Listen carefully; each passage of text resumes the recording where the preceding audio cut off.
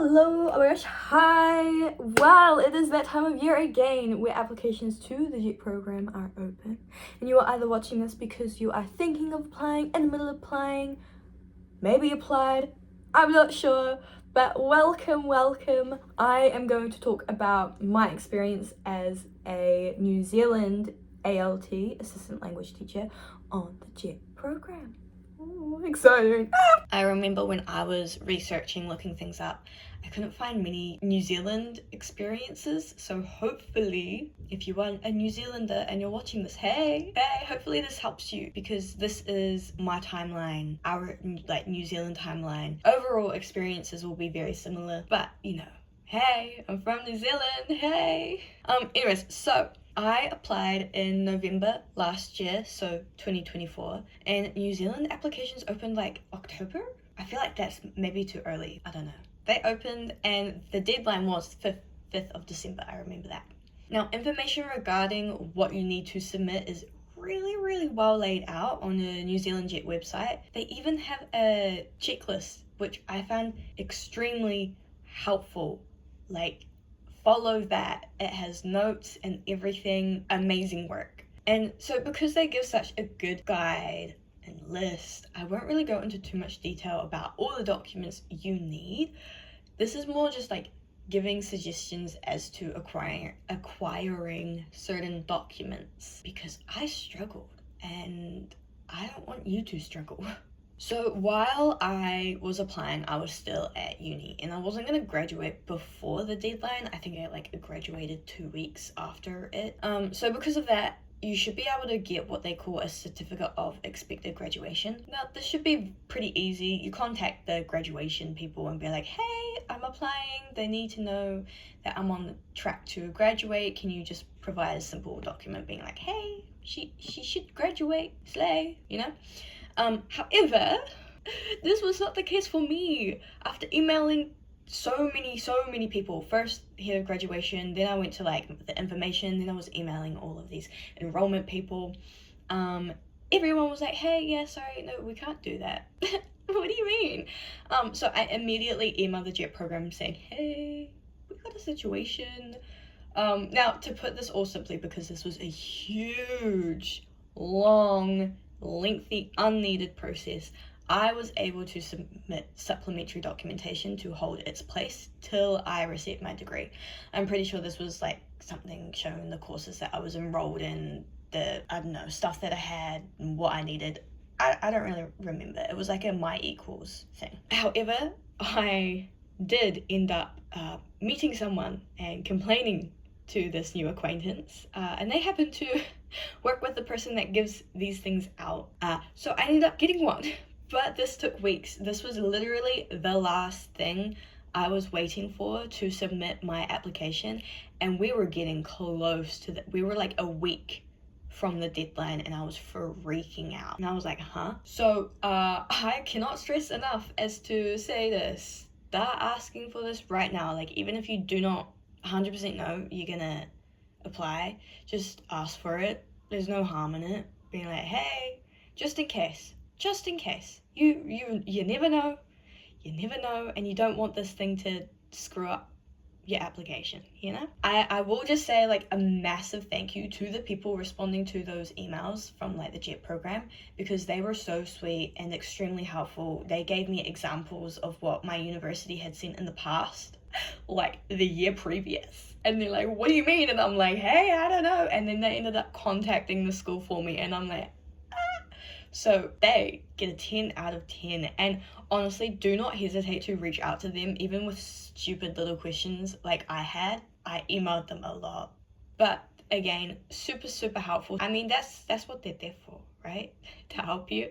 And then I will just quick aside, when you do get your degree, you need to send an email of a pic of it and your academic record, and then you need to bring that to the interview. Now I brought my actual degree and academic record to the interview. I'm pretty sure you'll be able to get do a photocopy of it and get it signed by JP. That should be fine. But then the next one would be your physical health certificate thing. Do not do what I did and book for one appointment. You really do need to. I booked online on the portal going, hey, this is what I need. Can I just have this one appointment? And they're like, yeah, slay. Yeah, no, it was not slay. We were rushing so fast and I ended up having to go back in because they messed up my drug test, which is fine. But definitely 2 slots for all of that, because holy.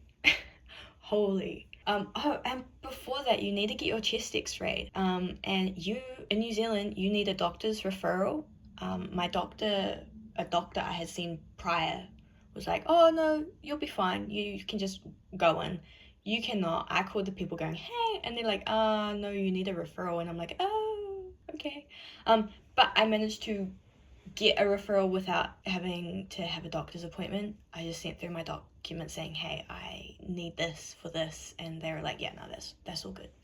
So hopefully you'll be able to do the same. But I think like my last thing with all of this is to make copies. Make lots and lots of copies and make sure you look after the originals before you go sending them. Oh my gosh, and if you are like me and apply for early arrival but didn't get it, when they send an email about receiving other documents, you might need to politely be like, hey, I sent through my original doctor's evaluation already, because they might ask you for it again. But just be like, hey, it's with my first application, because they get so many, they're not going to remember, oh, this person already sent this in, you know? Oh, and also please just take proper passport pics. If any documents say, hey, you need like a passport size photo, it's like 110% going to need to be like an actual passport picture. Many of us made that mistake, but just so you don't have to send 2 things. But that's mostly what I wanted to say about applications. Again, it is so nice how they have laid everything out in that checklist. You will have your SOP, statement of purpose. That is not the funnest thing. I'll just say good luck and professionally write about yourself with good humor. Yeah, I mean, there's so many amazing videos out there about it, so I'm not even gonna try. But if you do have any questions, I am more than happy to answer, help out, or literally just ask the consulate as well. I'm sure they'll help out. But a little timeline for you, other end of it. So I said the applications closed the 5th of December 2024. I found out I got an interview on the 9th of January 2025. So this was a long wait. Not the longest wait you'll have, but a long wait. So I'm assuming timelines are going to be similar, so I'd watch out for like that 2nd week of January. Ooh, exciting. Other countries also, you'll have different documentations. I know some people need to send in like fingerprints or something, and then maybe also if English is not your first language, you'll have to send in some English certificate saying, hey, my English is good, so don't even worry about it, you know? But that is it for this video. Again, any questions, please just ask. Always happy to help. You can also look and ask questions on the JET program Reddit, which I'll link below. I found this extremely useful, like just reading other people's stories. But later on, I will make a video about the interview process. And remember, this is just my account as a New Zealand JET. So dates, times will be slightly different from other countries, but the overall flow is pretty much the same.